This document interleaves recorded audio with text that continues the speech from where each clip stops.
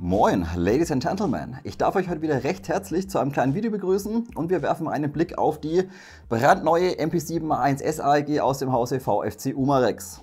Brandneu? Ja, so mehr oder weniger. Wer sich zurückerinnert, März 2019 war es, glaube ich, nach der IWA kam die erste Generation auf den Markt, ist von VFC komplett neu konstruiert worden, also spezielle Gearbox drin, neue Gears, Pisten, das ganze System innen drin, komplett von Grund auf neu designt, also zu nichts anderem kompatibel, und dadurch ist es aber bei der ersten Generation zu ein paar kleinen Kinderkrankheiten gekommen. Bedeutet, die Feder, die standardmäßig drin verbaut war, war viel zu straff für das System, dementsprechend gab es Probleme mit dem Timing, die Waffe hat sehr häufig gejammt, egal ob mit 7.4 oder 11,1 Volt LiPo, und auch die Tappet Plate war relativ anfällig gegen Beschädigung oder ist relativ oft gebrochen. So, jetzt da Anfang 2021 bringt Umarex bzw. VFC dieses Modell in der Generation 2 auf den Markt und hier sind alle Kinderkrankheiten komplett behoben. Es sind zwar nur kleine Änderungen an diesem System, aber das Teil läuft brutal viel besser wie die erste Generation. Macht also deutlich mehr Spaß. So, dementsprechend schauen wir uns das Ding wieder ein bisschen kompakter an. Gerade vielleicht Verarbeitung werde ich nicht nochmal durchmachen, denn ist alles exakt identisch geblieben. Aber gerade die Internals und was sich natürlich geändert hat, sprechen wir wieder im Detail durch. Ich wünsche euch wie immer viel Spaß.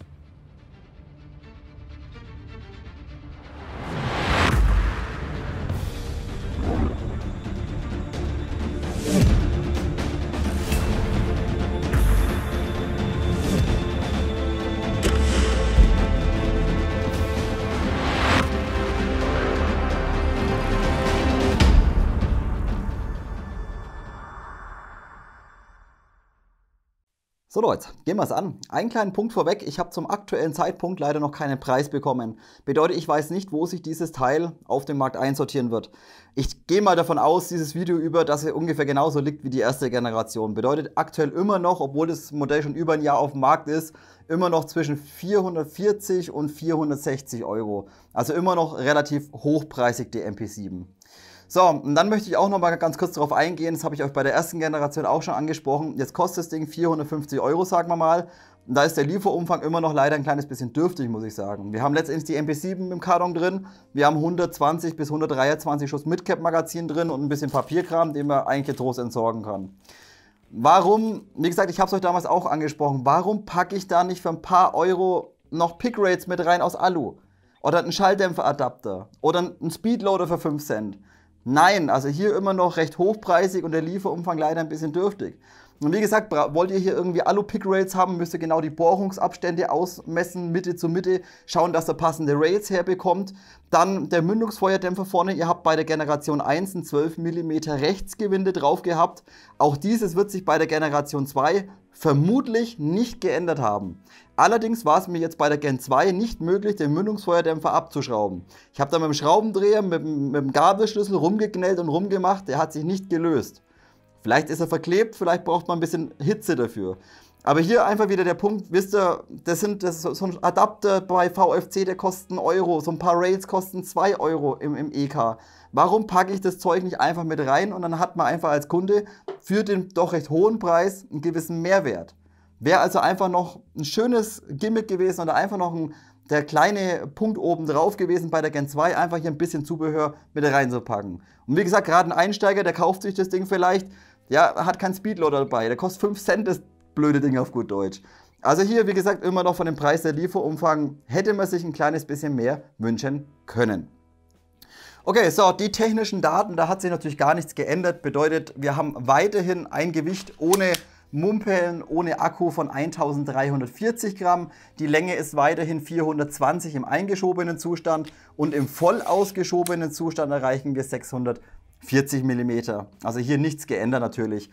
Auch wie gerade schon gesagt, 12 mm Rechtsgewinde für den Mündungsfeuerdämpfer, wenn dann runterbekommt. Und wenn ihr hier einen Schalldämpfer montieren wollt, ich weiß gar nicht, gibt es mittlerweile Schalldämpfer 12 mm rechts? Habe ich noch keinen gefunden. Wenn ihr auf jeden Fall einen Standard-Schalldämpfer installieren wollt, braucht ihr einen Adapter von 12 mm rechts drehend auf 14 mm links drehend. Und wie gesagt, so einen herzubekommen ist nicht sonderlich leicht. Wenn ihr Glück habt, findet ihr in Asien einen, dann kostet es einen Haufen Versand, dann müsst ihr einen Zoll zahlen für so einen blöden Adapter.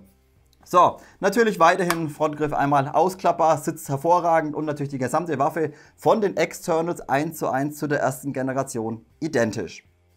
So, was hat sich jetzt geändert? Zunächst mal ein sehr wichtiger Punkt, wie ich finde, gerade die Jam-Anfälligkeit. Ich habe es euch bei der ersten Generation damals gesagt, die Feder, die da drin war, für diese kleine Gearbox, die war einfach viel zu hart. Dadurch ist es eben zu Problemen mit dem Timing gekommen und die MP7 hat relativ häufig gejammt.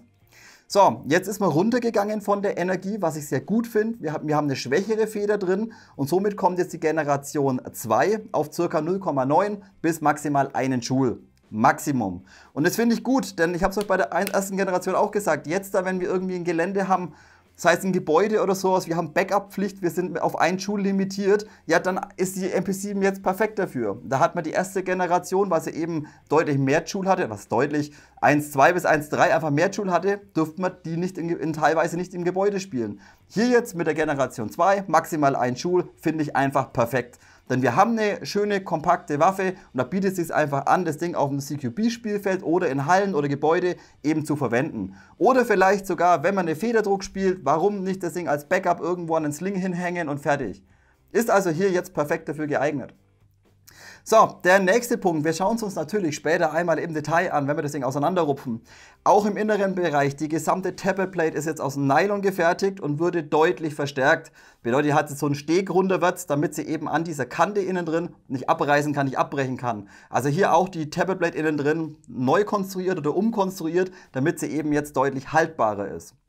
So, der letzte Punkt, wer sich zurückerinnert, da die MP7 Gen 1 relativ jam-anfällig war, hatte man hier oben in der Pick Rail so ein kleines Loch drin, wo sich gern mal der Dreck ein bisschen gesammelt hat. Und dann konnte man hier oben mit dem Inbus einfach reindrücken, Gearbox entjammen oder entspannen und weiter geht's. Bei der Gen 2 wurde dieses Loch Gott sei Dank geschlossen und wir haben jetzt hier oben so einen fetten Stahlpin drin. Ist letztendlich von der Funktion exakt identisch, bedeutet, ihr drückt einfach diesen fetten Stahlknopf rein und könnt die Gearbox dementsprechend entspannen oder, wenn das Ding doch irgendwann mal jammen sollte, entjammen. Aber wie gerade schon angesprochen, durch die Reduzierung der Energie läuft das Ding deutlich besser wie die erste Generation. Bedeutet hier bis jetzt 600-700 Schuss durchgebuttert. Ihr könnt da triggern, ich zeige es euch dann später, das Ding jammt einfach nicht. Dementsprechend hier eine kleine Änderung mit großen Auswirkungen. Haben sie also wirklich gut gemacht, weniger Energie und dementsprechend weniger Jam-anfällig dieses Modell.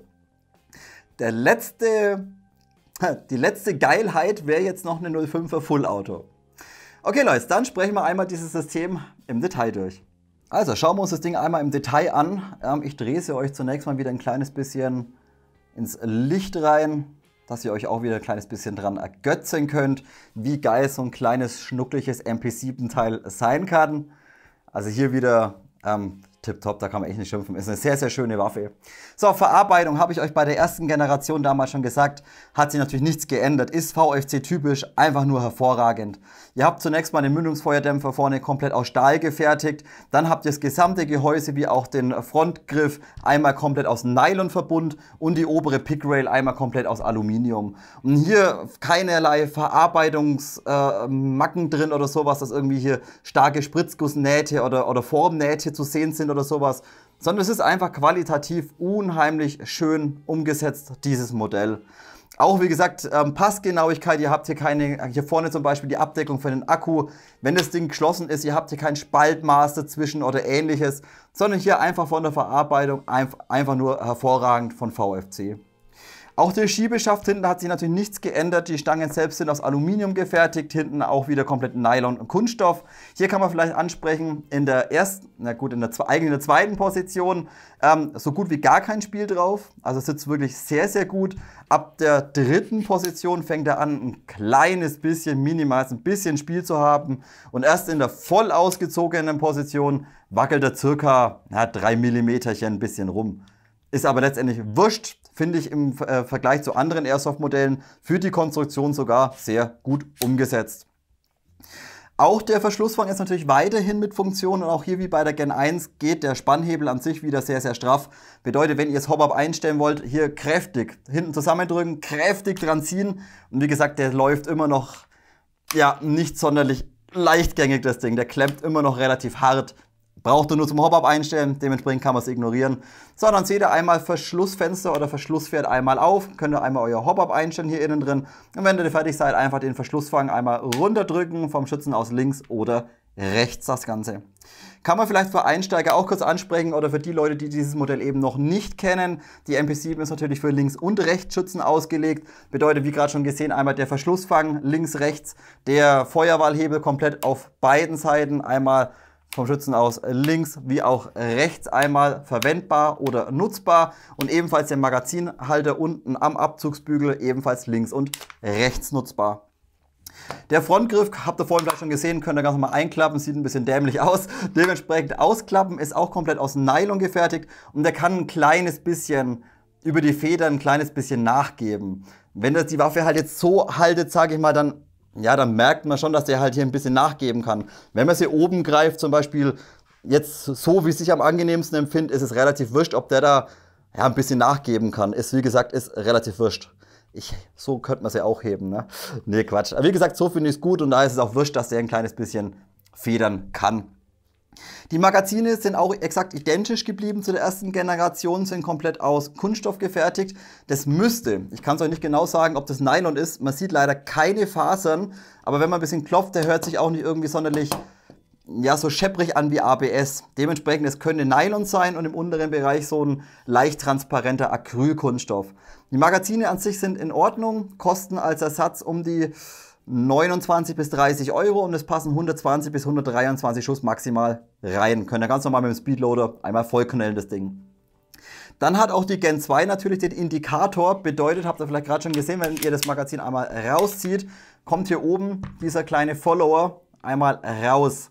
Hier zunächst mal natürlich, es wird eine Kugel mehr in die Hop-Up-Kammer gefeedet. Bedeutet, ihr müsst, bevor der wieder ladet, den Nupsi wieder reindrücken. Ich weiß nicht, ob man das erkennen kann, aber der Follower hat im oberen Bereich so einen kleinen Magneten eingearbeitet. Das zeige ich euch später dann, wie das Ganze funktioniert. Denn auch hier habt ihr diese Bolt-Stop-Funktion. Bedeutet, wenn die letzte Kugel abgefeuert wurde und das Magazin leer ist, hört die MP7 automatisch auf zum Schießen.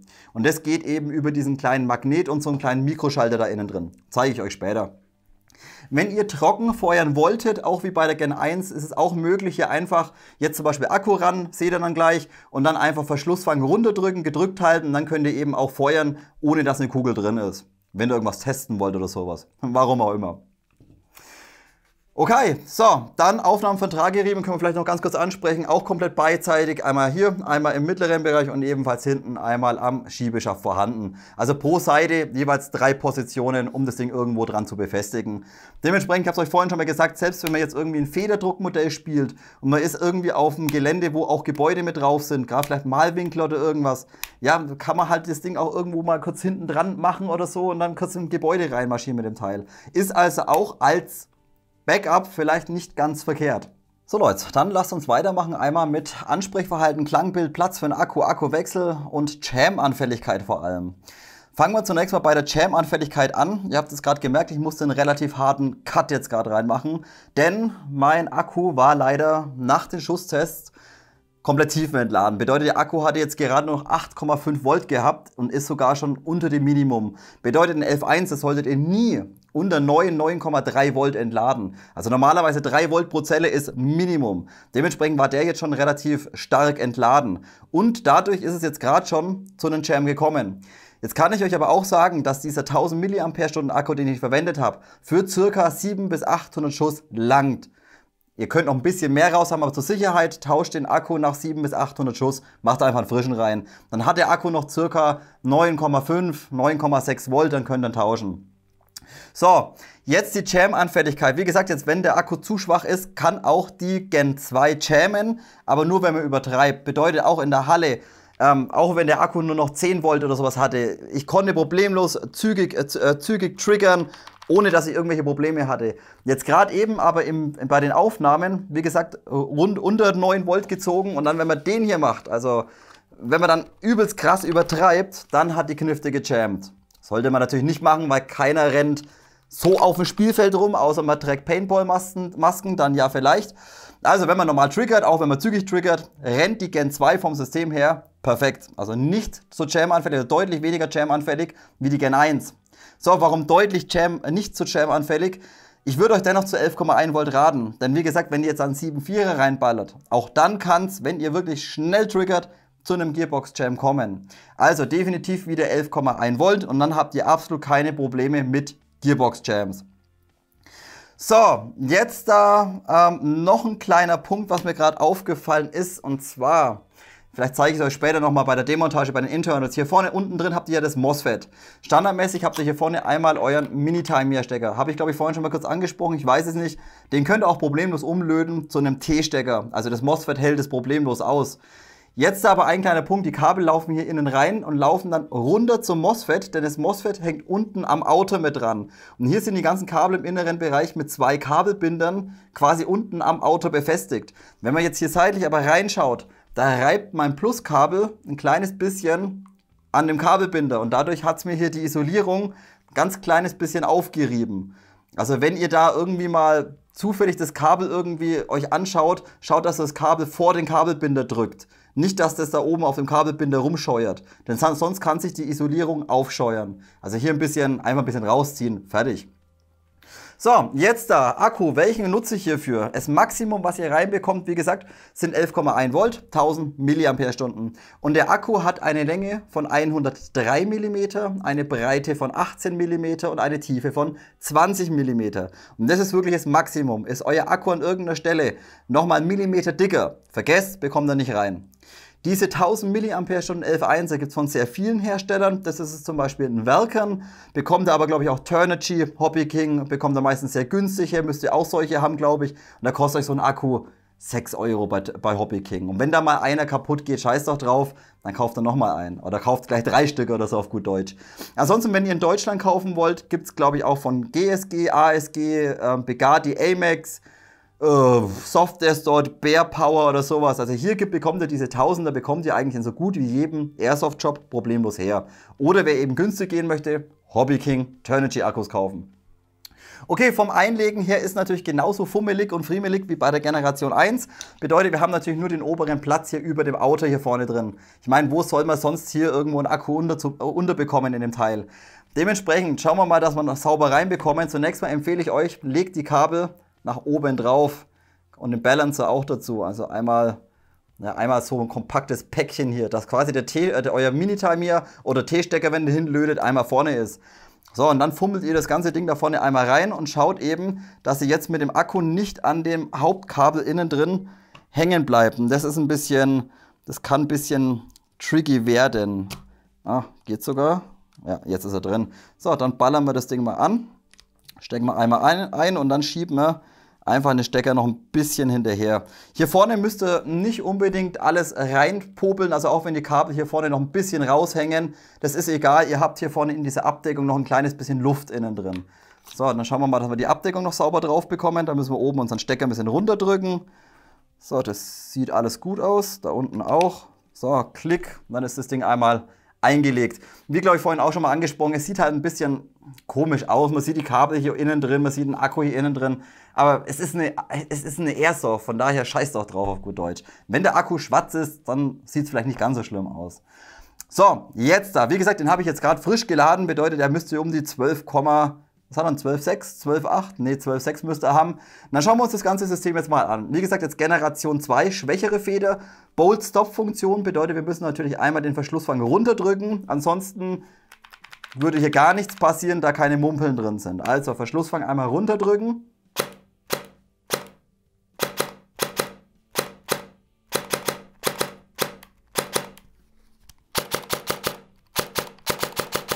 Und das Ding läuft einfach deutlich, deutlich besser wie die erste Generation. Wie gesagt, auch wenn ihr versucht, schnell zu triggern, kommen wir gleich nochmal dazu.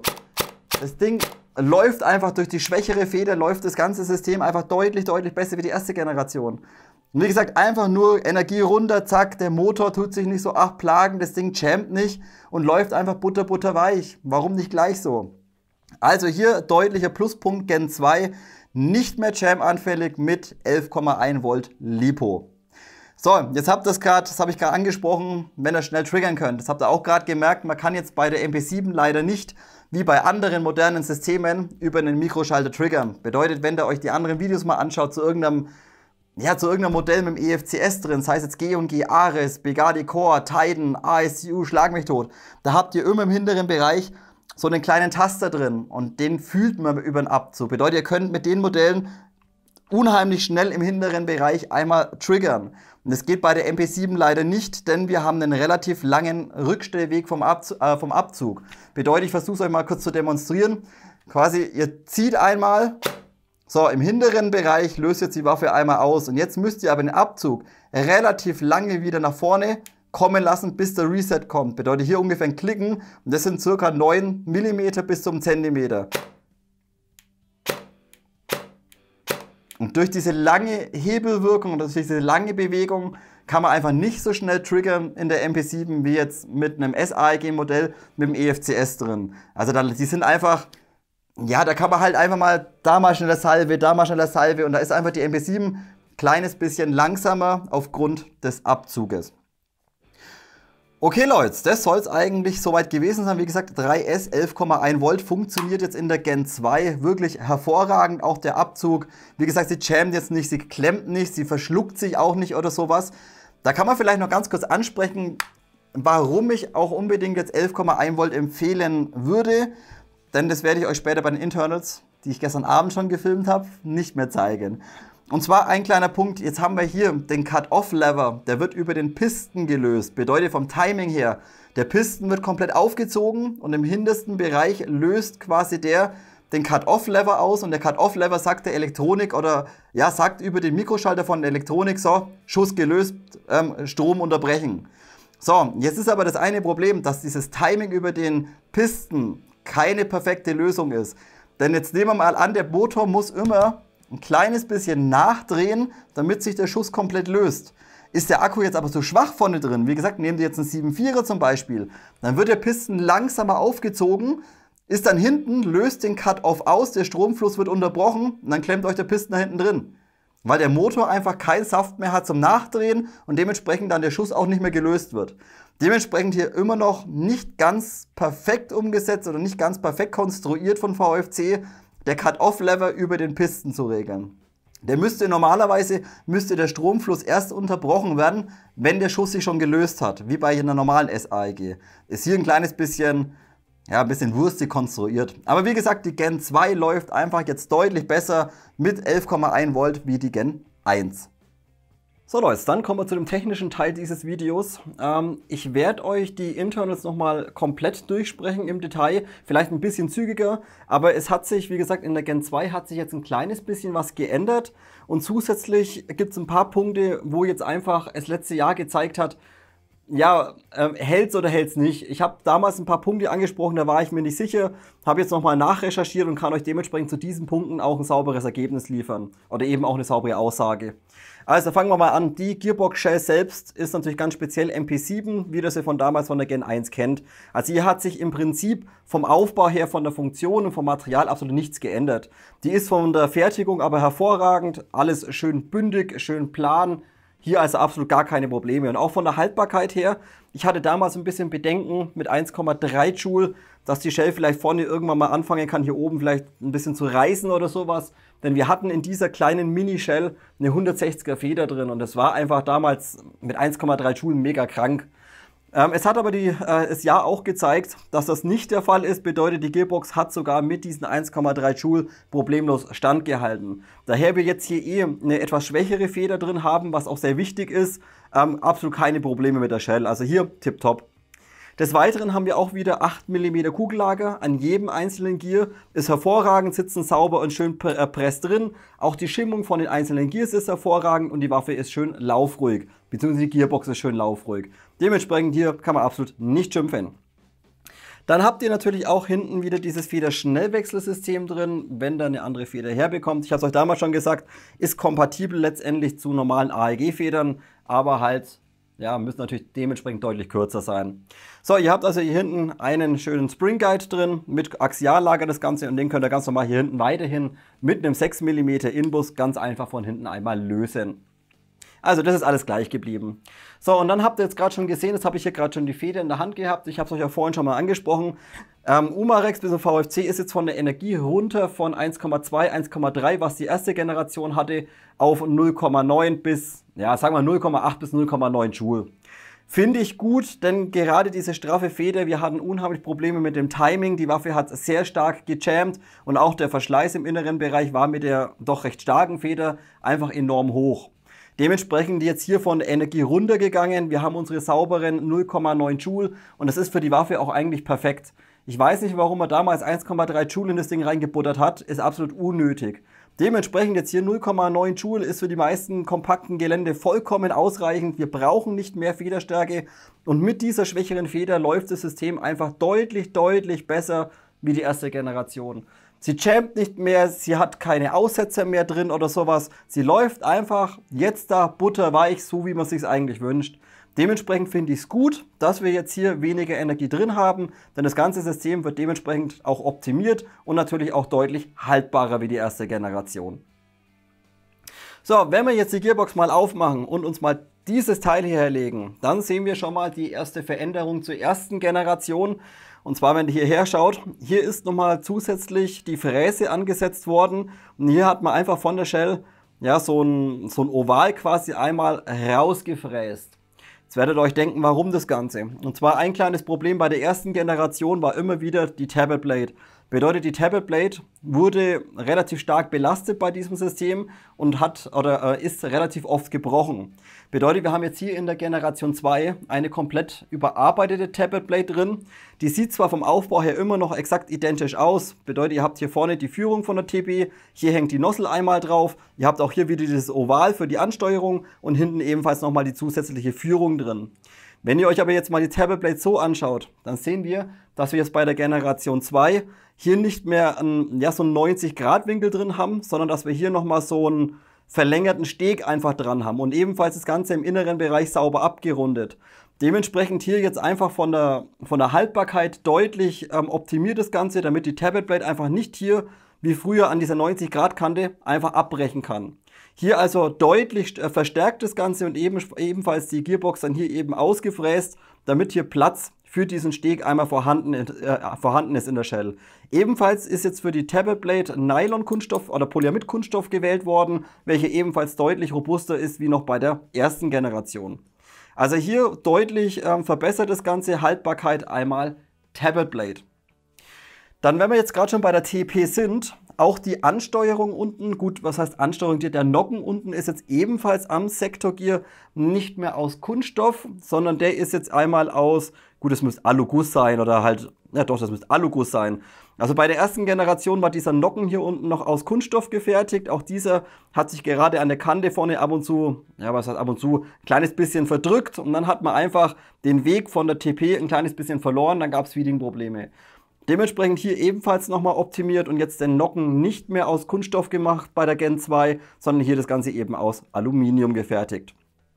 So, die Funktion ist natürlich gleich geblieben, bedeutet, ihr habt hier unten diesen Nocken dran setzen, dann sitzt das ganze Sektorgear hier einmal in diesem Lager drin, die TB wird über die Feder nach vorne gespannt und wenn sich das Ganze dann zieht oder dreht, wird das Ganze eben einmal aufgezogen bis Anschlag hinter und fährt dann schön smooth einmal wieder vor. Also von der Funktion selbst hat sich nichts geändert, aber einfach vom Material und von der Konstruktion deutlich optimiert und haltbarer gemacht, das ganze Zeug. Dementsprechend hier schon mal eine sehr gute Optimierung aus dem Hause VFC bzw. Umarex. Bei den Gears hat sich nichts geändert. Wir haben weiterhin das spezielle MP7 Gearset drin, komplett aus Stahl gefertigt, auch wieder mit diesen ganzen Messing-Schimmhülsen einmal drauf. Da müsst ihr ein bisschen aufpassen, dass das ja nicht durcheinander bringt. Sind unterschiedlich hoch. Aber auch hier ein kleiner Punkt von den Gears, wie gesagt, 1:1 identisch. Ich habe euch aber bei der Gen 1 damals gesagt, ich kann es euch nicht genau sagen, wie lang dieses kleine Sektorgear bei der starken Feder standhält. Das hat sich aber gezeigt, dass dieses kleine Kackzahnrad mega belastbar ist und absolut null Verschleiß hat. Bedeutet, auch bei der 1,3 Joule Version, bei der Gen 1, gab es keine Probleme auf Dauer über ein Jahr mit dem Sektorgear. Also das hält problemlos stand, auch wenn es relativ klein ist.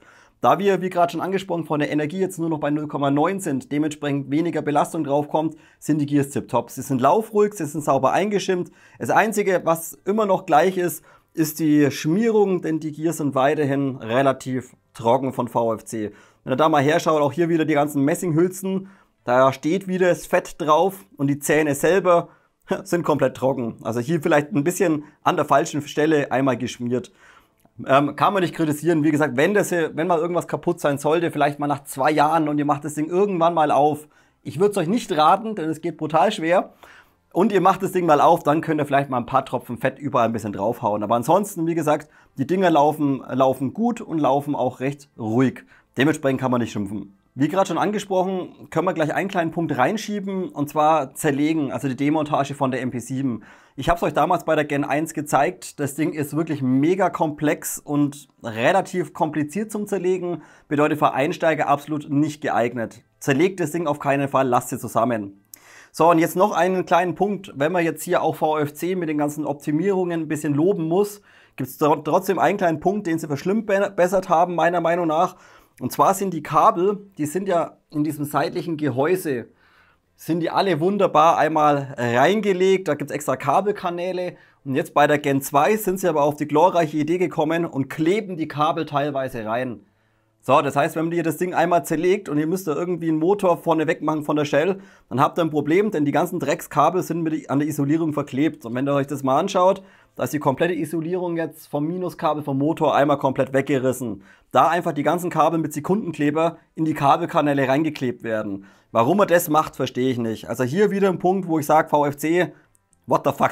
Nee, also das, wie gesagt, normalerweise kein Problem. Ich werde es auch nicht kritisieren, denn die wenigsten sollten dieses Modell öffnen oder aufmachen.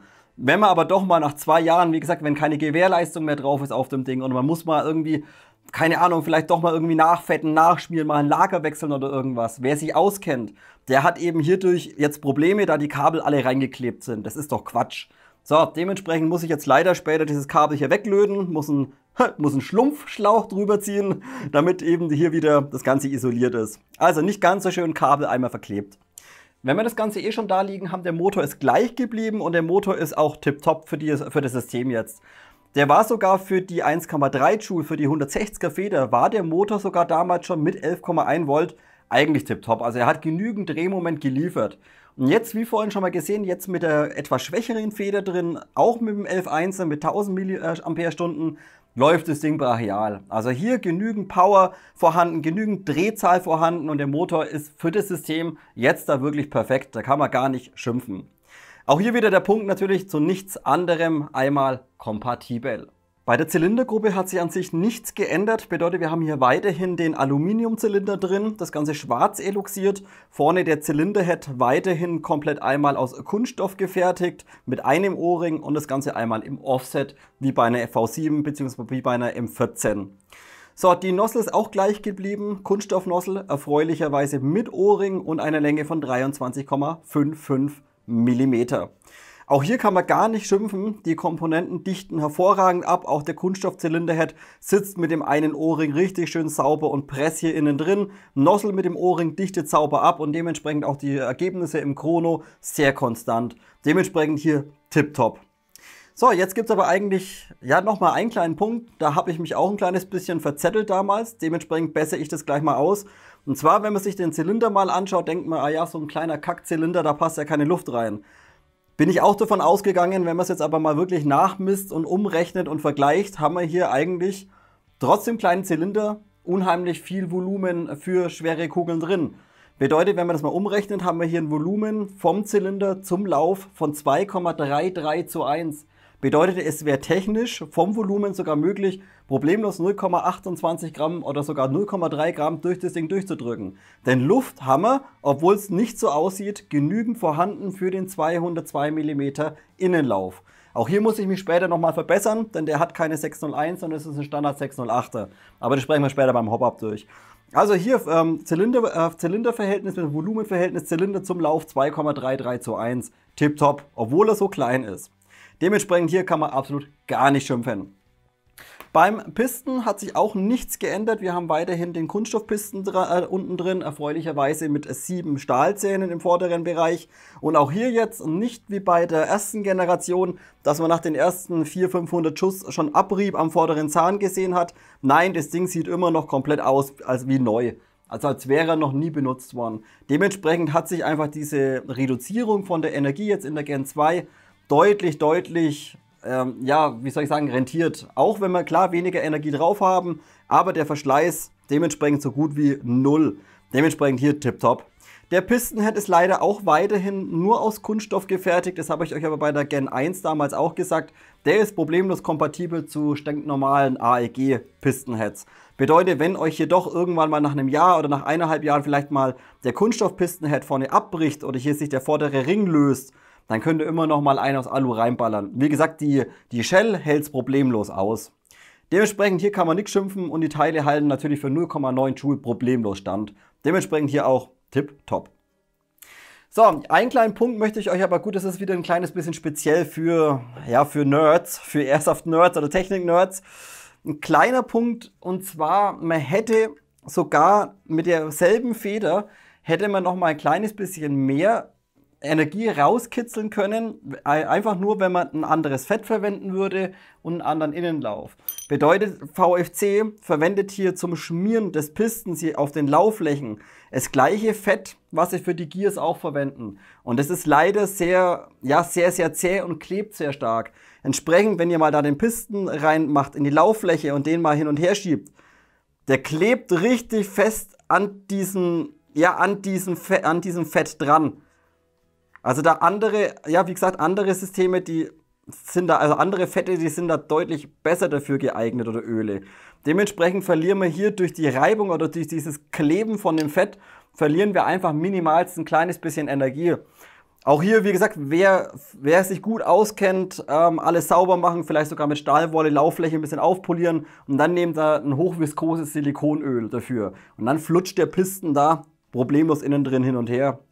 Und auch natürlich, wenn ihr jetzt, sage ich mal, 0,28 spielen wollt oder sowas, würdet ihr natürlich auch bei selber Federstärke noch ein kleines bisschen Energie mit einem etwas engeren Innenlauf rauskitzeln können. Wie gesagt, das Verhältnis passt zwar problemlos, aber wenn jetzt hier zum Beispiel ein 601er oder ein 603er reinballert, dann verliert er einfach um die Kugel außenrum noch ein bisschen weniger Luft und könntet dementsprechend auch von mir aus 0,3er in der MP7 spielen. Warum auch immer man das machen sollte, es würde technisch möglich sein. Okay, also hier wie gesagt, das Fett, das klebt ein bisschen sehr stark von VFC. Da saugt sich das Material oder da saugt sich der Piston richtig stark dran und wird dementsprechend minimals ein kleines bisschen abgebremst. Okay, das soll es eigentlich mit den Internals soweit gewesen sein. Das mit dem Knopf habe ich euch vorhin schon mal gezeigt. Vielleicht, es gibt 2 Bauteile, da bin ich mir nicht ganz sicher. Und zwar wäre das einmal der Anti-Reversal Latch. Und einmal der Lever da innen drin. Für was ist denn der? Weiß ich nicht, müsste ich mir jetzt angucken. Auf jeden Fall, wenn man sich mal die Gen 1 des Videos oder Gen 1 anschaut, da waren die beiden Bauteile, waren zwar auch aus Stahl, die waren aber blank. Und jetzt sind sie nochmal, so komisch beschichtet. Jetzt weiß ich auch nicht, vielleicht sind die jetzt gehärtet oder einfach nur mit einer harten Beschichtung. Auf jeden Fall hat sich hier vom Material ein kleines bisschen was bei diesen Bauteilen geändert. Wie gesagt, es kann sein, dass sie einfach nur hart beschichtet sind. Aus Stahl sind sie natürlich weiterhin. Also Leute, abschließend Lauf-Hop-Up-System müssten wir eigentlich nicht nochmal durchsprechen, aber auch hier muss ich mich, wie vorhin schon kurz angesprochen, ein kleines bisschen verbessern. Und auch habe ich jetzt im Nachhinein nochmal eine andere Hop-Up-Kombination getestet. Sprechen wir es ganz kurz an. Also Hop-Up-Kammer an sich ist in Ordnung. Gut, ist eine Kunststoff-Hop-Up-Kammer, sei mal dahingestellt, aber ist relativ wurscht. Tut, was es soll, baut den Druck sauber auf und auch das Einstellrädchen seitlich. Hier läuft 1A. Auch hier wie bei der Gen 1 könnt ihr quasi über diese Schraube den Zug von dem Einstellrädchen ein bisschen variieren. Bedeutet, wenn ihr die Schraube ein bisschen fester zieht, wird das Rädchen ein bisschen straffer, macht das ein kleines bisschen lockerer, lässt es ein bisschen einfacher einstellen. Und das geht aber auch tadellos von außen vonstatten. Also hier kann man absolut nicht schimpfen. So, jetzt ein kleiner Punkt. Zunächst mal, wenn ihr euch die Kammer von oben anschaut, seht ihr, dass wir hier hinten relativ viel oder sehr, sehr viel Platz eigentlich für einen Lever und für den Tensioner haben. So, jetzt haben wir hier einmal unseren Tensioner drin sitzen. Das wäre dann quasi dieses Teil. Sitzt hier einmal oben über diesen Pin einmal drin und wird dann von der Seite, wie bei einer GBB zum Beispiel, einmal, oder bei einer AEP zum Beispiel auch einmal nach unten gedrückt. So, jetzt habe ich euch damals bei der Gen 1 gesagt, ja gut, kann man nichts machen, ist eine Kombination aus Kunststoff-Lever in Kombination vom Tensioner. Das stimmt aber gar nicht. Das ist mir damals gar nicht aufgefallen. Und zwar, wenn man hier mal einen Schraubendreher hernimmt. Tja, zack, haben wir hier einen stinknormalen Tensioner einmal in diesem Lever drin sitzen. Und das ist auch Vollmaterial mit 60 Shore Härte. Bedeutet, es ist uns auch möglich, wenn man, wie gesagt, nur wenn man möchte, kann man auch problemlos andere Tensioner reinbauen. Zum Beispiel, was ich jetzt probiert habe und was sehr gut funktioniert, ist einmal der Maple Leaf Omega, der passt perfekt. Lass mich den mal kurz rein, der ist jetzt wirklich richtig schön sauber. Einmal drin. Maple Leaf Omega passt wie gesagt perfekt. Und auch der TNT, wenn er noch ein bisschen länger sein sollte, dann passt auch der TNT-Tensioner perfekt zu diesem Lever. Also diese beiden Tensioner könnte man einmal problemlos reinbauen. Und wie gesagt, ich habe jetzt einmal probiert, Originalsystem und dann auch nochmal in Kombination von einem Maple Leaf System. Bedeutet Maple Leaf Omega Tensioner und einmal das Diamond mit 50 Shore. Das hat mit 0,2 Gramm hat man nicht wirklich einen Unterschied gesehen, aber mit 0,25 Gramm hat man nochmal ca. 5 Meter mehr rausbekommen. Also es war schon ein deutlicher Unterschied für die doch geringe Energie. Dementsprechend vielleicht, wie gesagt, aber nur vielleicht, wer sich wirklich saugut auskennt und sich das zutraut, das Ding zu zerlegen, und das Hop-Up ändern möchte, könnte auf dem Maple Leaf System hier problemlos gehen. Wie gesagt, Omega Tensioner in Kombination von einem Diamond. Vielleicht geht auch ein Macaron, habe ich aber aktuell nicht getestet. Okay, der Standard-Bucking ist dann 0815, das kennen wir von der Gen 1. Das ist ein 50 Short Bucking, also sehr, sehr weich wieder vom Gummi und eine stinknormale 0815 Patchfläche einmal drin. Dementsprechend, wie gesagt, für etwas schwerere BBs eher nicht so gut geeignet. Da bekommt er mit dem Maple Leaf System einfach nochmal ein paar Meter mehr raus aus dem Hop. Hier aber, wie gesagt, für 0,2 oder 0,25 für kompakte Gelände. Lasst das Zeug so drin, spielt 0,25 und fertig. Ihr braucht nicht Woodland spielen mit einer MP7 und auf 80 Meter schießen, das ist Quatsch. Dementsprechend kompakte Gelände, MP7, 0,8, 0,9 Joule, 0,25 Gramm, fertig. Da lasst ihr alles so, wie es ist drin und gut ist. Wer aber, wie gesagt, wer sich gut auskennt und unbedingt was ändern möchte und natürlich auf die Gewährleistung pfeift, der kann von mir aus auch ein Maple Leaf System in dieses Modell einbauen. So, dann, wie gesagt, Lauf muss ich mich auch verbessern. Habe ich euch gerade schon oder vorhin schon angesprochen. Ist kein 601er, ist letztendlich 202 mm in der Länge, ist ein hart beschichteter Aluminiumlauf mit einem Innendurchmesser von 6,08 mm. Bedeutet, wir verlieren halt um die Kugel rum doch ein bisschen Luft. Da wir aber ein Verhältnis von 2,33 zu 1 haben, langt es auch problemlos aus. Aber auch hier, wie vorhin schon angesprochen, wer unbedingt möchte, es wäre auch ein 602er natürlich. Könnte man mit schweren BBs noch ein bisschen mehr Energie bei selber Federstärke rausholen. Ist aber wie gesagt optional.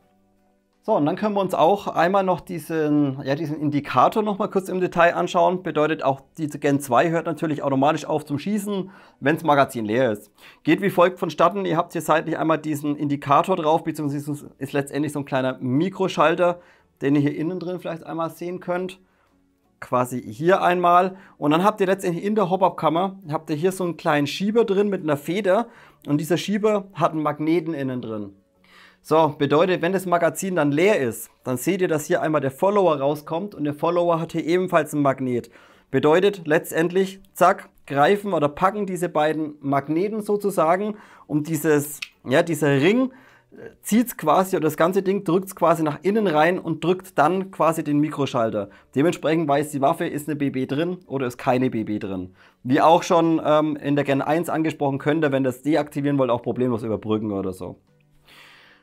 Okay Leute, das soll es gewesen sein. Jetzt hocke ich hier nochmal mit eine halbe Stunde hin, schaue, dass ich alle Schrauben wieder reinbekomme und dann sehen wir uns abschließend zum Fazit.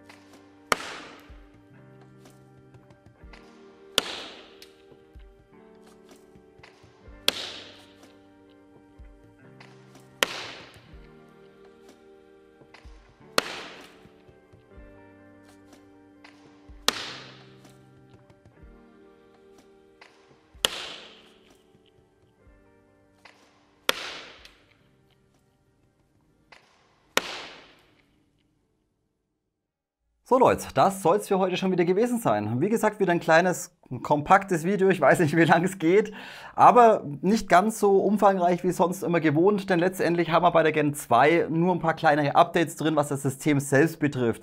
Die äußere Verarbeitungsqualität, die gesamte Passgenauigkeit, die Materialien sind zur Gen 1 exakt identisch. Bedeutet, wenn ihr hier noch irgendwelche Nahaufnahmen möchtet oder mehr Informationen benötigt, dann dürft ihr euch gerne weiterhin das Review zu der Gen 1 anschauen. Wie gesagt, da habe ich euch Nahaufnahmen und die gesamten Externals im Detail nochmal gezeigt. So, dann würde ich sagen, aber wir updaten dennoch das Fazit einmal zu der Gen 2 jetzt. Beginnen wir hier zunächst mal bei den Pluspunkten. Weiterhin auf Position Nummer 1, was ich weiterhin sehr, sehr gut finde, ist die Verarbeitungsqualität, die Passgenauigkeit und die Toleranzen. Ich habe es euch gesagt, klar, das Ding kostet 450 Eier, da kann man schon irgendwas erwarten. Aber hier wird man auf jeden Fall nicht enttäuscht, denn die Verarbeitungsqualität ist bei dem Ding einfach extrem gut. Auch die ganzen, wie das alles konstruiert ist innen drin, wie das alles ineinander greift, von den Toleranzen her minimal, alles sitzt und passt, einfach perfekt. Dementsprechend Verarbeitungsqualität weiterhin der erste Pluspunkt. Auf Nummer 2, normalerweise würde ich sagen, wer Wert drauf legt, ja, Original HK-Logo und die Original Markings drauf. Aber letztendlich, wenn man eine MP7S AEG haben möchte, kommt man an dem Teil eh nicht vorbei. Was mir noch fehlt, wäre vielleicht von diesem Modell noch eine 05er mit Full Auto, wäre auch noch geil, denn ich kenne nur noch eine Well, wie heißt das Ding, Well R4 oder so, aber das ist technisch der letzte Schrott. Also hier weiterhin ein Pluspunkt, Original Lizenz oder Markings drauf und weiterhin ein geiles MP7-Modell einfach. Wie gesagt, mit Original Markings. Weiterer Pluspunkt auf Nummer 3 hatten wir damals, glaube ich, auch das Handling. Das ist natürlich weiterhin geil. Die MP7 ist auch, wenn man auf kompaktem Gelände unterwegs ist oder nur in der Halle irgendwie spielt, wo es ein bisschen schneller zur Sache geht oder wo man einfach viel rennt, ist die MP7 einfach perfekt geeignet.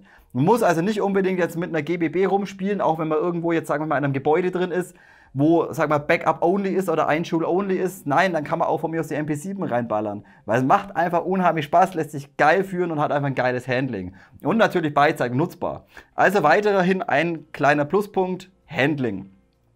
So, der nächste Pluspunkt, jetzt haben wir hier unten natürlich auch weiterhin ein MOSFET drin und das habe ich euch damals auch angesprochen oder die Vergangenheit hat es auch gezeigt. Das MOSFET könnt ihr auch problemlos mit einem T-Stecker betreiben. Also nicht wie bei den alten Ares-Systemen, wenn ihr einen T-Stecker hinmacht, dass das Ding abraucht oder so. Nein, das MOSFET verkraftet ohne Probleme den T-Stecker. Und dann würdet ihr auch auf den Motor noch ein bisschen mehr Zug drauf bekommen, da einfach ein bisschen mehr Spannung ansteht. Dementsprechend hier MOSFET weiterhin ein Pluspunkt. So Leute, und jetzt updaten wir mal. Jetzt füge ich nochmal 2 Pluspunkte dazu. Und zwar der eine Pluspunkt, den nenne ich jetzt einfach mal Energie. Wir sind jetzt von 1,213 von der Gen 1 runter auf 0,809, was sie jetzt aktuell hat, gekront. So, und jetzt finde ich einfach, ist man durch die geringere Energie in der Gen 2 einfach wesentlich flexibler. Und wie gerade schon gesagt, wenn ihr jetzt ein Gebäude habt oder ein Spielfeld mit, sage ich mal, maximal 1 Joule, ja, dann nehmt ihr das Ding her. Wenn ihr jetzt keine GBB als Backup haben wollt, weil es draußen ein bisschen kühler ist oder sowas, oder ihr wollt keine AEP haben von Marui oder von Syma, ja, bitteschön, eine MP7. Was gibt's denn Geileres? Auch wenn ihr irgendwie eine Federdruck oder sowas spielt. Ja, dann packt euch das Ding an den Bügel, an den Riemen hin oder sowas, schmeißt euch das Ding irgendwo hin oder klebt es irgendwo hin. Fertig, habt ihr eine geile Backup.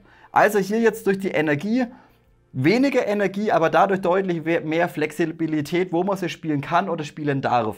Finde ich gut, gebe ich einen Pluspunkt. So, und der zweite Pluspunkt, den ich hinzufüge, das ist auch ein bisschen, ja, das ist eigentlich krass, ne? Jetzt haben wir hier bloß wegen der Feder einfach ein deutlich besseres System und dementsprechend gebe ich jetzt als letzten Pluspunkt das System nochmal als Pluspunkt. Nur wegen der Tausch der Feder, das Ding läuft einfach wesentlich weicher, sie reagiert deutlich besser auf den Abzug, sie jammt nicht, sie klemmt nicht, sie verschluckt sich nicht wie die Gen 1 oder sowas. Es ist einfach gravierend, wie jetzt die Gearbox funktioniert in Kombination mit der schwächeren Feder im Vergleich zu der Gen 1. Also nur wegen der Kackfeder einfach ein komplett anderes System für mich. Wie gesagt, sie läuft einfach deutlich besser und macht einfach dadurch wesentlich mehr Spaß wie die Gen 1. Okay Leute, ich habe aber dennoch 2 Neutralpunkte und einen Kritikpunkt. So, Neutralpunkt habe ich euch ganz am Anfang gesagt, ich finde den Lieferumfang ein bisschen dürftig. Das Ding kostet eine Menge Geld, kann man sagen, im Vergleich zu anderen Airsoft-Waffen. Warum packt man da nicht ein paar Pick-Rails mit rein aus Alu? Oder einen Schalldämpfer-Adapter, wenn man jetzt einfach Bock hat, einen Schalldämpfer zu montieren mit einem 14 mm Linksgewinde. Das Zeug kostet doch in der Herstellung bei VFC kein Geld. Da kostet euch so ein Adapter vielleicht 1, 2 Euro. Dann kostet das Ding statt 450, 452 Euro. Das hätte den Bock nicht mehr fett gemacht. Aber ich finde gerade als Spieler, wenn ich das Ding auspackt, enttäuscht möchte ich nicht sagen. Enttäuscht nicht, nee, aber es wäre einfach noch mal ein bisschen schöner gewesen, wenn man das Ding auspackt, hätte ein paar Rails dabei und vielleicht einen Schalldämpferadapter. Das hätte das ganze Ding einfach ein bisschen abgerundet, finde ich. Dementsprechend kleiner Neutralpunkt, Lieferumfang. Denn wie auch gesagt, wenn ihr da einen Adapter braucht für einen Schalldämpfer oder besondere Pick-Rails, ihr müsst genau gucken, dass der Bohrungsabstand passt. Ihr müsst so einen Adapter finden, der sehr, sehr schwer ist zum Auftreiben. Finde ich ein kleines bisschen schade, also Neutralpunkt, Lieferumfang. So, und der zweite Neutralpunkt, das habe ich euch bei der Gen 1 damals auch gesagt, die MP7 ist zwar von der Konstruktion her sehr komplex, ich feiere es ein bisschen, weil wenn man Technikliebhaber ist, es ist einfach geil konstruiertes Ding. So viel Mechanik in so ein kleines Gehäuse reinzupacken, ist einfach geil. Dadurch ist das Ding aber mega komplex zum Zerlegen. Dementsprechend lasst das Ding, wie sie kommt. Selbst wenn ihr ein Hopper-Bucking tauschen wollt, wenn ihr jetzt nochmal 2-3 Meter mehr Reichweite raus haben wollt, ihr müsst das ganze Ding komplett zerlegen. Und das ist bei der MP7 unheimlich kompliziert für den einen oder anderen. Ja, wer sich gut auskennt, okay, der kann es machen. Aber wenn man jetzt nicht so gut bewandt ist mit der Technik und ja, nicht ganz schraubt, lasst die Finger von dem Ding bloß weg. Wie gesagt, sehr kompliziert oder komplex innen drin aufgebaut. Dementsprechend Demontage, kleiner Neutralpunkt. Also so spielen, wie sie kommt und gut ist. Ballert da 0,25, 0,28 rein und habt euren Spaß damit. Okay, jetzt habe ich euch gesagt, ich habe noch einen Kritikpunkt. Normalerweise würde ich sagen Preis-Leistung, aber die Leistung, finde ich, stimmt heute. Den Preis finde ich immer noch ein kleines bisschen zu hoch. Gerade im Vergleich zu anderen Modellen, was man auf dem Markt bekommt. Natürlich keine MP7, logisch. Aber wenn man jetzt nicht unbedingt eine MP7 möchte, bekommt man für 300, 330 eigentlich das aktuellste auf dem Airsoft-Markt. Gerade was Mechanik betrifft, Elektronik betrifft, da ist man einfach deutlich günstiger unterwegs. Dementsprechend, ich finde 450 ist immer noch ein bisschen teuer für die MP7. Habe ich euch aber damals auch gesagt, ja, die HK-Lizenz kostet Geld, die Konstruktion oder wenn man so ein Ding entwickelt, das kostet alles Geld. Natürlich, aber wie gesagt, Neutralpunkt, Lieferumfang, dann ein paar Rails mit rein, einen Schalldämpferadapter mit rein, dann wäre es vielleicht noch in Ordnung. Also immer noch geiles Modell, aber leider immer noch ein kleines bisschen hochpreisig für das, was man bekommt eventuell. Ja, wie gesagt, da wären 400 wären vielleicht angebracht gewesen. 50 Euro, ja, kann man so stehen lassen. Okay Leute, aber wie gesagt, die Gen 2, ich feiere das Modell ein kleines bisschen, denn ich hatte echt unheimlich viel Spaß mit dem Teil. Es läuft einfach richtig, richtig geil und macht mega viel Spaß. Okay Leute, das soll es gewesen sein für heute. Wenn ich irgendwas vergessen haben sollte, wenn ihr weitere Fragen habt, auch wenn ihr irgendwie euch das Ding jetzt dann in der nächsten Zeit mal gönnt und irgendwie was dazugeben wollt, liebend gern immer einfach eure Meinung, euer Fazit, eure Fragen, alles unten ins Kommentarfeld reinhauen. Dann bedanke ich mich heute natürlich wieder recht herzlich, dass ihr dabei wart. Hoffe, es hat gefallen. Wenn ja, Like, Abo und eventuell eine Mitgliedschaft dalassen. Nicht vergessen, Glocke aktivieren. Und dann haben wir, ich weiß nicht, wann genau das Video kommt. Ich hoffe, dass ich es bis zum 23.12. fertig bekomme. Dementsprechend wünsche ich euch heute schon mal ein wunderschönes und behutsames und vor allem ruhiges Weihnachtsfest mit eurer Familie. Ich wünsche euch alles, alles Gute. Wenn wir es uns nicht mehr sehen, wie gesagt, schon mal schöne Weihnachten. Gut, Leute, ich probiere vielleicht am 24. weiß ich nicht, ob ich schaffe oder vielleicht vor Silvester noch mal einen Livestream zu machen. Bis dahin wünsche ich euch alles, alles Gute. Danke, dass ihr dabei wart. Wir sehen uns im nächsten Video. Bis dahin, haut rein.